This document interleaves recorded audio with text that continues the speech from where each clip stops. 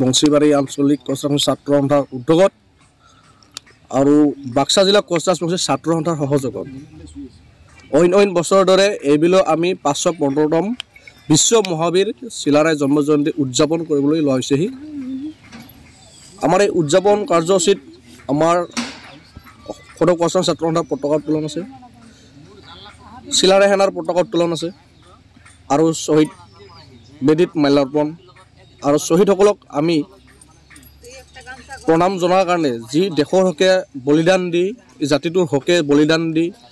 তেওঁলোকে আমাৰ মাজত নাই, তেওঁলোককো আমি শ্ৰদ্ধাঞ্জলি জ্ঞাপন কৰিম। আজি বিশ্ব মহাবীৰ চিলাৰায় দিৱস কোৱাৰ লগে লগে এনেকৈ এটা মনত ভাৱ জাগি উঠে, কোচ ৰাজবংশী জনগোষ্ঠীৰ শৌৰ্য বীৰ্য বীৰ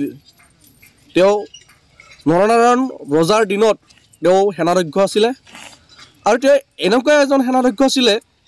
তেওঁ যেন যুদ্ধত খুব নিপুণ আৰু পাকৈত আছিলে।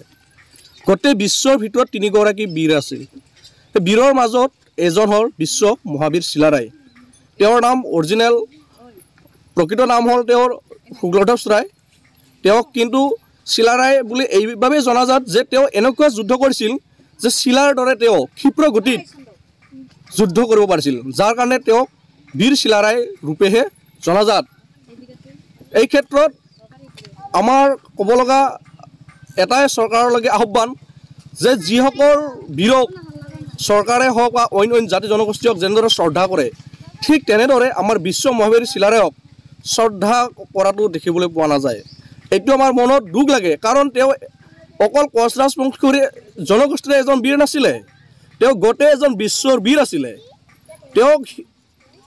হিচাপত যে অসমত বা ভাৰতবৰ্ষতে নহয়, তেওঁক পাৰিলে গোটেই বিশ্বতে তেওঁক শ্ৰদ্ধা কৰিব লাগে, কাৰণ তেওঁ বিশ্বৰ বীৰ হয়। এই ক্ষেত্ৰত চৰকাৰী পক্ষকো মই আহ্বান জনাম যে যেনেকৈ লাচিত বৰফুকন বা অইন বীৰসকলক যেনেকৈ শ্ৰদ্ধা ভক্তি কৰে ঠিক তেনেদৰে যেন অইন বছৰত আহিব লগা বছৰকেইটাত যেন চৰকাৰে গুৰুত্ব আৰোপ কৰে। আৰু দ্বিতীয় কথাটো হ'ল কি, এই আমাৰ বিশ্ব মহাবীৰ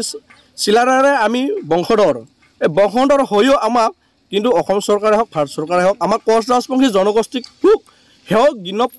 সেৱক প্ৰতিপন্ন কৰে। আমাক কিয় কৰে এইটোহে মানে ভাবিব লগা কথা, যাৰ কাৰণে আজিকালি আমি কোচ ৰাজবংশী জনগোষ্ঠীসকলে জনজাতিকৰণৰ মৰ্যাদা পোৱা নাই। যি সুকীয়া ঐতিহাসিক পৃথক কমতাপুৰ ৰাজ্য আছিলে, সেই ঐতিহাসিক পৃথক কমতাপুৰ ৰাজ্যৰ তেওঁ এজন সেনাধ্যক্ষ আছিলে। ইমানখিনি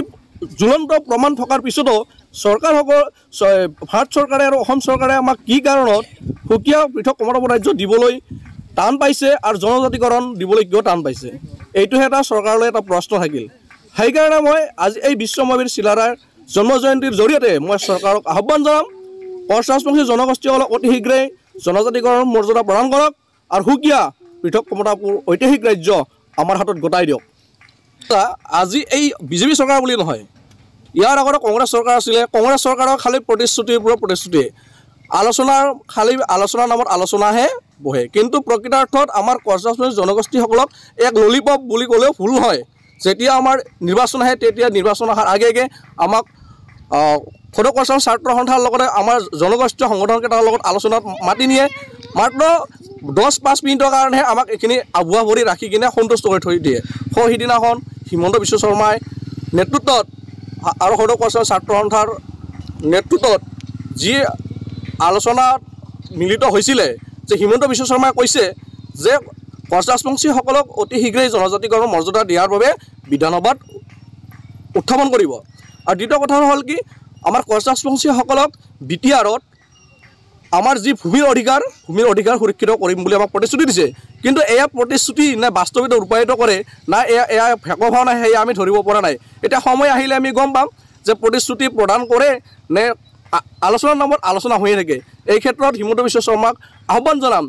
তেওঁ যেনেকৈ কথা দিছে সেই কথামতে কাম কৰিব লাগে। এইটো হয় 100%, কাৰণ আগতে কৈছোঁ মই যে নিৰ্বাচন আহিলেও কোচ ৰাজবংশীসকলক বিচাৰে, কাৰণ নৰেন্দ্ৰ মোদী ডাঙৰীয়াই তেওঁ যেতিয়া প্ৰধানমন্ত্ৰী হৈছিলে, প্ৰধানমন্ত্ৰী হোৱাৰ পিছতো তেওঁ কোকৰাঝাৰত আহি কৈছিলে যে বিজেপি যদি কেন্দ্ৰত যদি বিজেপি চৰকাৰ আহে তেতিয়াহ'লে 6 মাহৰ ভিতৰত জনজাতিকৰণ মৰ্যাদা দিম বুলি কৈছিলে কিন্তু সেইজন প্ৰধানমন্ত্ৰী আজি 15 বছৰ কালত আজি শাসনত তেওঁ এতিয়া ভৰি দিছে